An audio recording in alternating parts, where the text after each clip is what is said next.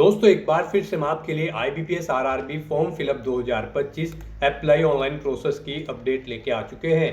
किस तरह से आप IBPS RRB 14 office assistant officers के 12,916 खाली पदों के लिए अपने फॉर्म अप्लाई कर सकते हो। स्टेप बाय स्टेप कंप्लीट जानकारी आपको इस वीडियो में दी जाएगी। लास्ट डेट की अपडेट है, केवल आज ही का दिन शेष है। आज रात 12 बजे तक आप अपने फॉर्म अप्लाई कर सकते हो। अंतिम मौका है। अंतिम समय में कुछ महत्वपूर्ण बातों को ध्यान में रखते हुए आपको अपना फॉर्म फाइनली सबमिट कर देना होगा। आखिरी समय में आपको कोई भी ऐसी गलती या फिर मिस्टेक नहीं करनी होगी जिसको करने से आपका फॉर्म रिजेक्ट हो सकता है। फॉर्म अप्लाई करते समय अगर आपके सामने कोई भी टेक्निकल प्रॉब्लम आ रही है तो उसका हल भी आपको इस वीडियो में मिल जाएगा। आखिरी दिन अपना फॉर्म रिजेक्ट होने से आपको किस प्रकार से बचाना होगा, किस तरह से अपना फॉर्म अप्लाई कर लेना होगा।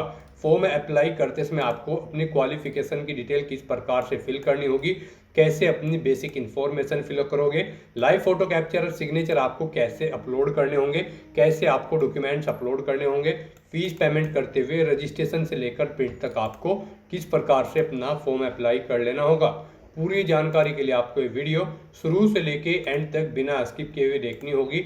इस वीडियो को पूरा देखने पर ही आपके सभी सवाल और डाउट क्लियर होंगे। तो चलिए दोस्तों, बिना कोई वक्त गंवाए शुरू करते हैं IBPS RRB 14 फॉर्म फिलअप की पूरी जानकारी।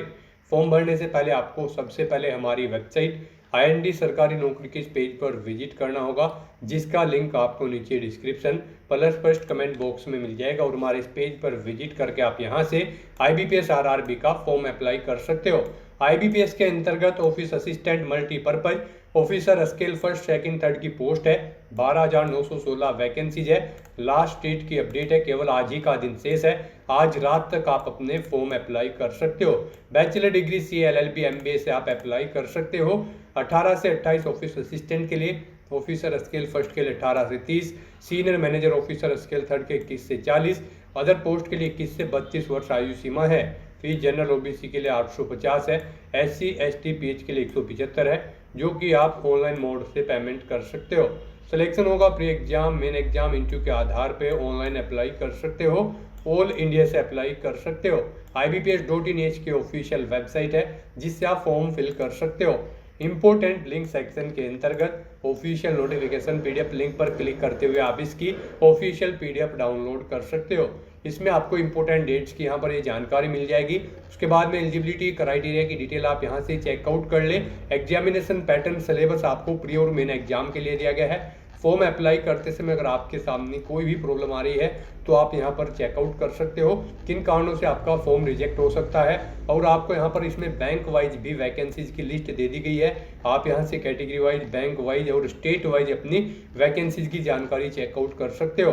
और फॉर्म अप्लाई करते समय आपको अपना लाइव फोटो कैप्चर किस प्रकार से करना होगा, किस तरह से आपको अपने सिग्नेचर अपलोड करने होंगे, डॉक्यूमेंट्स आपको कैसे अपलोड करने होंगे, लेफ्ट थंब इम्प्रेशन और हैंड रिटन डिक्लेरेशन कैसे और कितने KB में आपको अपलोड करना होगा। तो कंप्लीट डिटेल के लिए आपको PDF रीड आउट करना अनिवार्य है। इसको पूरा पढ़ने से आपके सभी सवाल और डाउट क्लियर होंगे।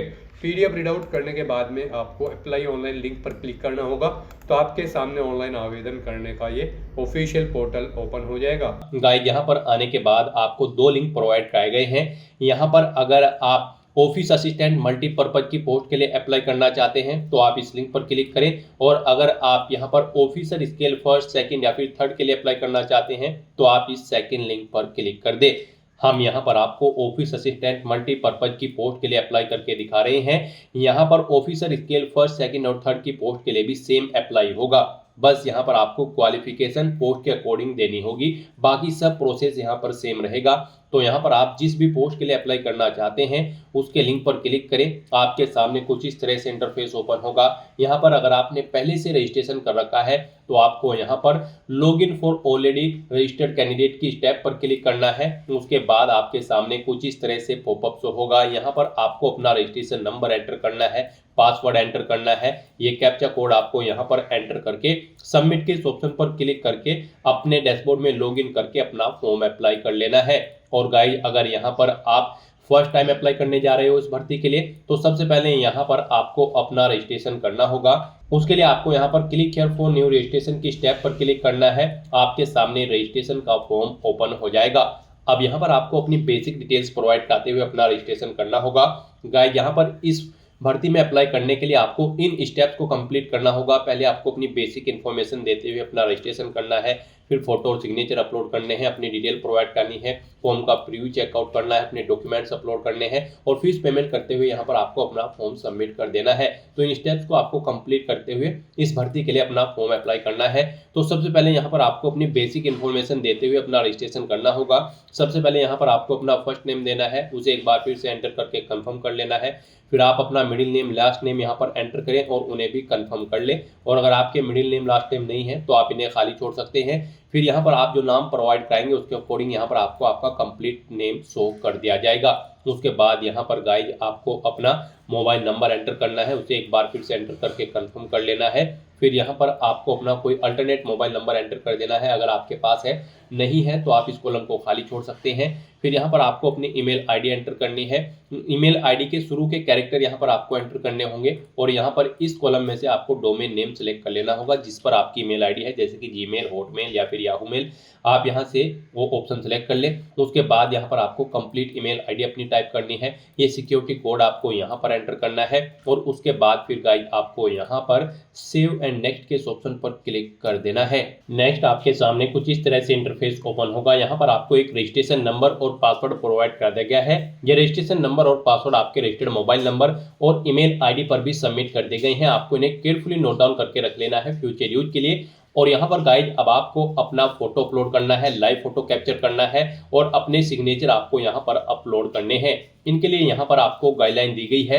आपको यहाँ पर guideline for scanning the photograph and signature के इस लिंक पर क्लिक करना है। आपके सामने पीडीएफ ओपन हो जाएगी, यहाँ से आप चेकआउट कर सकते हो। आपका जो फोटोग्राफ होगा उसकी डायमेंशन यहाँ पर 4.5 सेंटीमीटर इंटू 3.5 सेंटीमीटर होनी चाहिए। 20 KB से 50 KB के बीच में आपका फोटो होना चाहिए। जेपीजी या फिर जेपीजी फॉर्मेट में आपका फोटो होना चाहिए जो फोटो आप अपलोड करोगे। उसके बाद यहाँ पर आपको अपना फोटो कैप्चर करना है। फोटो कैप्चर करते समय आपको कुछ चीज़ों का ध्यान रखना है, जैसे कि जब आप अपना फोटो कैप्चर करेंगे तो वहाँ पर जिस पैलेस पर आप अपना फोटो कैप्चर कर रहे हैं वहाँ पर प्रॉपर वे में लाइट होनी चाहिए और सिंपल बैकग्राउंड आपका होना चाहिए। फोटो कैप्चर करते समय आपको अपने चेहरे पर कोई मास्क वगैरह नहीं लगाना है, सर पर कोई टोपी नहीं रखनी है, कानों में ईयरफोन्स वगैरह नहीं लगाने हैं। तो कुछ इन चीज़ों का आपको ध्यान में रखना है। यहाँ पर आपको ऑप्शन दे गई हैं किन चीज़ों को आपको कर सकते हो आप, किन चीज़ों को आप नहीं कर सकते हैं लाइव फोटो कैप्चर करते समय। तो यहाँ पर आपको डिटेल्स रीड कर लेनी है। उसके बाद आपको अपने सिग्नेचर यहाँ पर अपलोड करने हैं। सिग्नेचर यहाँ पर आपके व्हाइट पेपर पर ब्लैंक इंक पेन से होने चाहिए।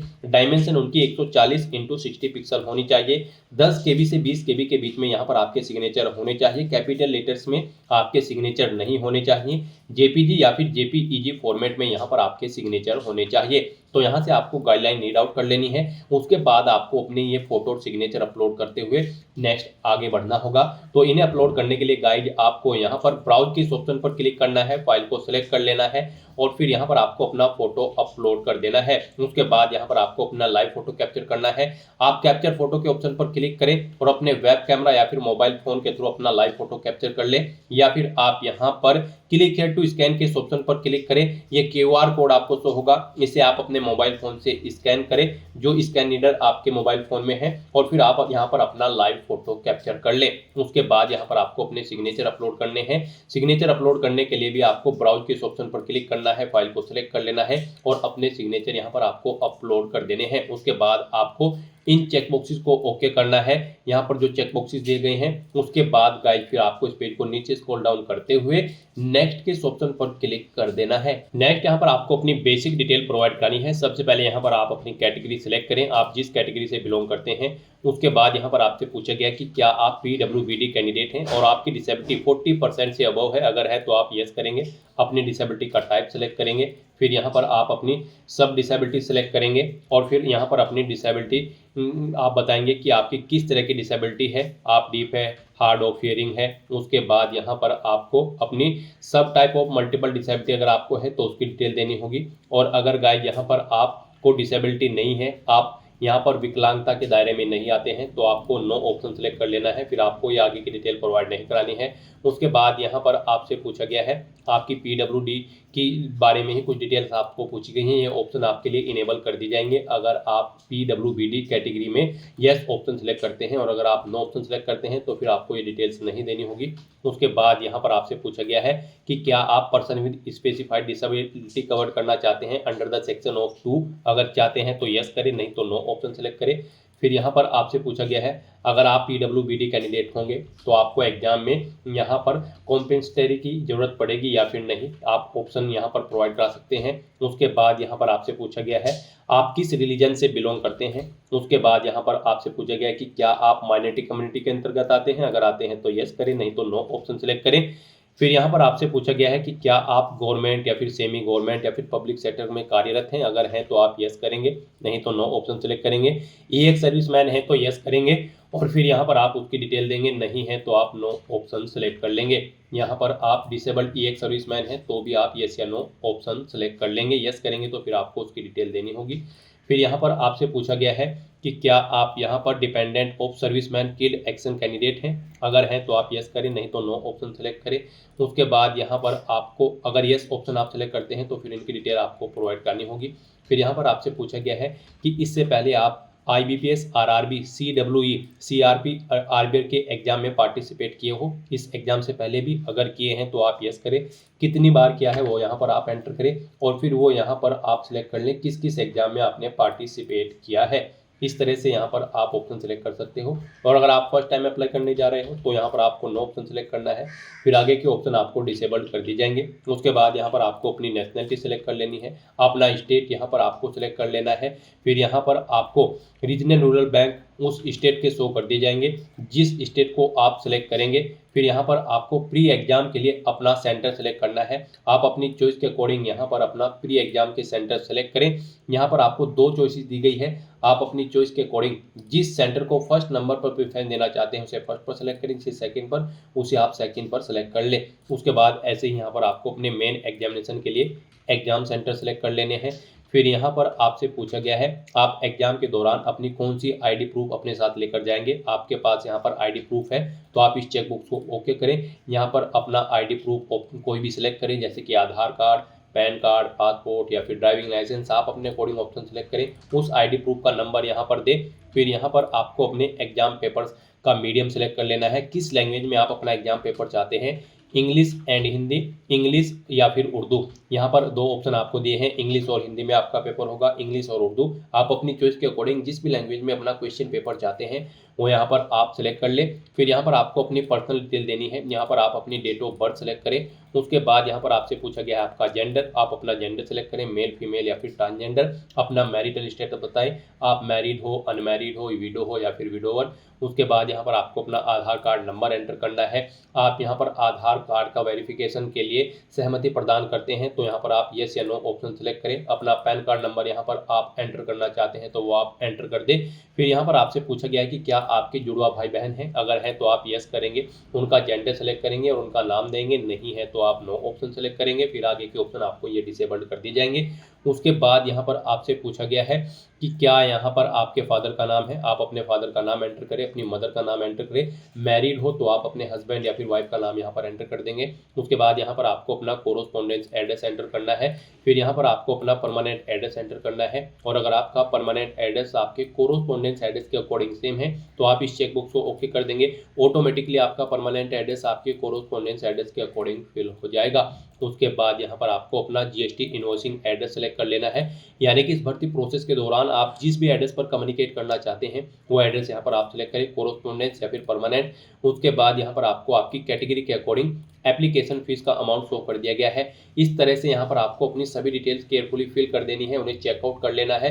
और उसके बाद गाइस यहाँ पर आपको वैलिडेट योर डिटेल के ऑप्शन पर क्लिक करके अपनी डिटेल्स वैलिडेट कर लेनी है, और फिर आपको सेव एंड नेक्स्ट के ऑप्शन पर क्लिक कर देना है। नेक्स्ट यहाँ पर आपको अपनी क्वालिफिकेशन, एक्सपीरियंस और लैंग्वेजेस की डिटेल प्रोवाइड करनी है। गाइस आप ऑफिशियल नोटिफिकेशन में से चेकआउट कर सकते हो किस पोस्ट के लिए क्या आपकी क्वालिफिकेशन रिक्वायर्ड है। तो यहाँ पर हम आपको ऑफिस असिस्टेंट मल्टीपर्पज की पोस्ट के लिए अप्लाई करके दिखा रहे हैं। इस पोस्ट पर अप्लाई करने के लिए आपके पास बैचलर डिग्री होनी चाहिए किसी भी डिसिप्लिन के अंतर्गत किसी वेल रिकॉग्नाइज्ड यूनिवर्सिटी से। साथ ही साथ यहाँ पर आप जिस भी स्टेट के लिए अप्लाई कर रहे हैं उसकी लोकल लैंग्वेज आपको आनी चाहिए, कंप्यूटर की वर्किंग नॉलेज आपको होनी चाहिए, और अगर आप ऑफिसर स्केल फर्स्ट की पोस्ट के लिए अप्लाई कर रहे हैं तो आपके पास बैचलर डिग्री होनी चाहिए किसी भी डिसिप्लिन के अंतर्गत। और अगर इन डिसिप्लिन के अंतर्गत आपके पास डिग्री है तो फिर यहाँ पर आपको प्रेफरेंस दिया जाएगा, जैसे कि agriculture, horticulture, forestry, animal husbandry. In discipline के अंतर्गत अगर आपके पास डिग्री होगी तो फिर आपको प्रेफरेंस दिया जाएगा।